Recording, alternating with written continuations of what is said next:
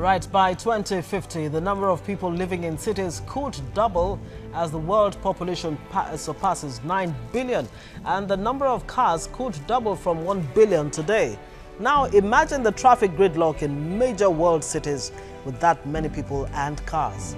Nigeria alone has a population of more than 190 million people, and in Lagos, commuters are faced with such energy and time-consuming traffic that almost renders you incapable of putting in your best at work due to the road stress. Yes, indeed, and it has become a necessity to introduce innovative transport schemes that will transform the way people and products move around. Well, SKYWAY Capital is introducing a modern, high-speed, innovative, eco-friendly transport technology. It's expected to help people and goods move around a crowded city like Lagos more cleanly and efficiently.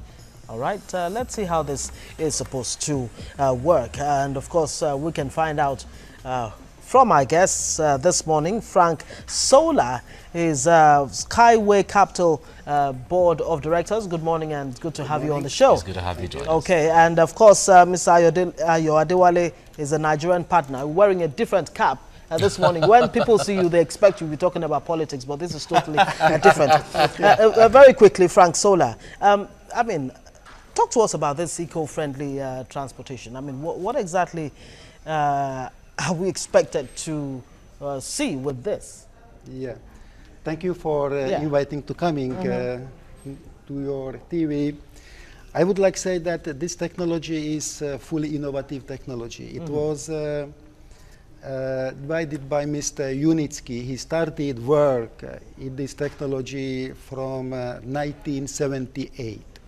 It means we have many experience with this technology. We have built Ecotechno Park close to Minsk. This is the capital town of Belarus, when we have the head office as well. This technology was built, has been tested. We received certifications. It means it's ready for the full application to the reality. All right, Ayodele, when in Nigeria, certainly, in fact, especially Lagos, everyone would say it is time for us to move to another level. Traffic. Government, federal, state, local government have done everything within their powers, but they still cannot surmount or overcome. But how easy was it to adopt this new technology in a place like Lagos, for instance? Well, it's very easy. If you remember the Jakonde administration, they tried to embark on, other means of transportation apart from road. That is the light rail, the metro transportation. At a point, they were thinking of going underground. If you want to go underground now, it's highly capital intensive. But with this technology, it can be built on the laid out infrastructure that you have already in Lagos. Take, for instance, you're moving from Ido all the way down to your station. The median can be adopted. You can just have a pole that is hinged on a on a string. Then the car is mounted on it. So the infrastructure is there. We're only looking at government adopting it, and it's a seamless thing, very seamless. Okay, Frantisek, is it similar to, I know in Wuppertal, near Düsseldorf in Germany, there's something similar to that. Is it the same thing we're talking about? I mean, are you saying it's ideal for populations like Lagos, for example, where the ground is already totally populated? But talk to us about the funding. I mean, how is this going to be funded? We've heard that government's money is not. It's very easy because this technology has many advantages. It means this is built on the second level. We can build it from the 5 meters above the ground to 30 meters. It means we don't need some bridges. And it is, we have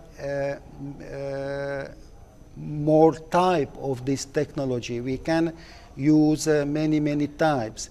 It means that it is built well easy because we don't need many supports construction system. We solve the system, and you can see it in our Ecotechno Park that the distance between two support systems is 400 meters. Okay. that it can be built very easily. We don't need big places. We need just places for the fundamentation, no more. And it is what we can offer for the Lagos, and we are able to build maybe 10 kilometers per day when everything is ready, when everything is prepared. Now, I wonder what the risks will be. You tell us about that, but let's come to the issue of funding. That she asked. I wonder how expensive this will be, and then whether government should fund it, or government should just give approval for it to be constructed, as the case may be. Well, the two-way approach can be adopted. Government may decide to adopt the technology and make it a sole exclusive for it, knowing fully well that they will generate revenue. The people can also get involved in terms of buying share capital and all of that. Will also make them very viable over the years and all of those things. But either way, it can go. It's a win-win situation. But what amazes me more is that it does not need any external energy source to generate it. The energy that will generate it is from the technology, from the vehicle itself. And it also generates energy that can also power communities. So it's an eco-friendly thing. We can also win carbon credit from it. It does not pollute the environment. In fact, the street lights that we have will be removed and replaced with the poles. And on the poles also, we can also put street lightings. And to the issue of security, remember along the pipeline areas in Nigeria where we have oil pipeline vandals and all, you can place the route of the technology around it. So it makes human movement be very visible around that path. And whoever so that wants to... He acts as check and security for the pipeline. You understand? And you can lit the environment. You can lit the environment. You can put security cameras along the environment. And you can even use it for tourism so that people enjoy the sky view of our landscape and all of this. It can go over water. You don't even need the arbor. You understand? To get goods out of the ships, it can move about 200 kilometers into the sea, take the goods out. Like we have the containers that are disturbing our roads and all of these things. It can move container away, and we can network the whole of Nigeria, even the West African subcoast and the whole of Africa. Let me remain with you, Ayo Adewale. Now, this will require a lot of steel components. Definitely. Based on what we have looked at.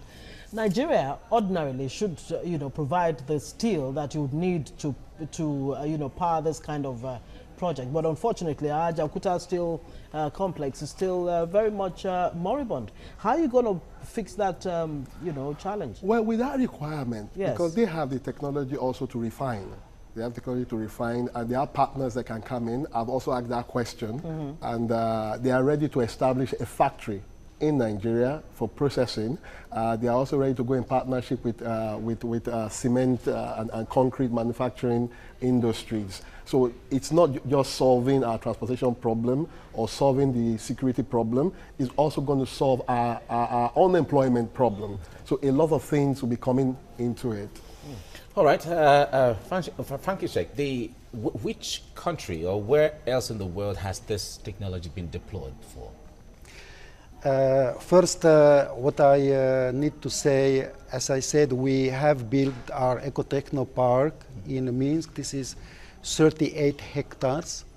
When we tested, when we did many things of our technology, it is fully tested, it is fully certificated. Now we have start last month's project in Arabian countries, in Abu Dhabi. Okay. We are before signing the contract with one company in Switzerland, in Europe. We 2 weeks ago visited Vietnam. They have a big interest to build this technology, and we are front of signing the contract with one of our partners to install a joint venture company in Vietnam, and through this company we will do activities. We had a presentation in a parliament in Vietnam, okay, and they approved this technology. They approved that the SKYWAY can go in Vietnam and build this technology. We will use these steps for other countries as well for Nigeria. We need to find here a partner, big partner, strong partner, install a joint venture company, and through this joint venture company do the activities. Of course, we need to involve government as well, Yes. and a lot of other partners, how it was said, for the make constructions and so on. Adewale, before we run along now, if this were to become reality, how long would it take from start off to end? Take, for instance, to net the whole of Lagos, you'll be looking at, with everything on board, look about, say, Ido to Ikeja, Ikorodu to Ikeja, Apapa to Mautu area. Yes. Will take us about 6 months. Just Everything in place. wow. Because the poles are already in place. You're only going to drill and put it. The strings are in place. You couple it, and all of that. So everything in So place. you're will look saying about that 6 in months. the next... But how about the importation of, the the hardware. That is why I said Yeah. everything in place. in place. Okay. If If materials are in place today, Okay. 6 months to install. So this is a project that billionaires should be falling over themselves to be part Even of. the commoners. should Even be part of. Abi, All right, we don't have all Thank the time you, anymore, but we gentlemen. thank you, Frantisek Solar, SKYWAY Capital, member of the board of directors. Thank you very much for coming. Thank you for and your Adewale is a Nigerian partner. We look forward to this one.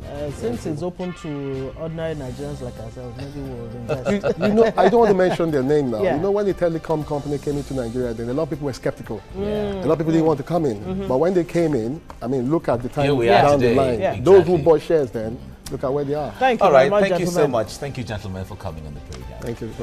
Thank you. Okay, just before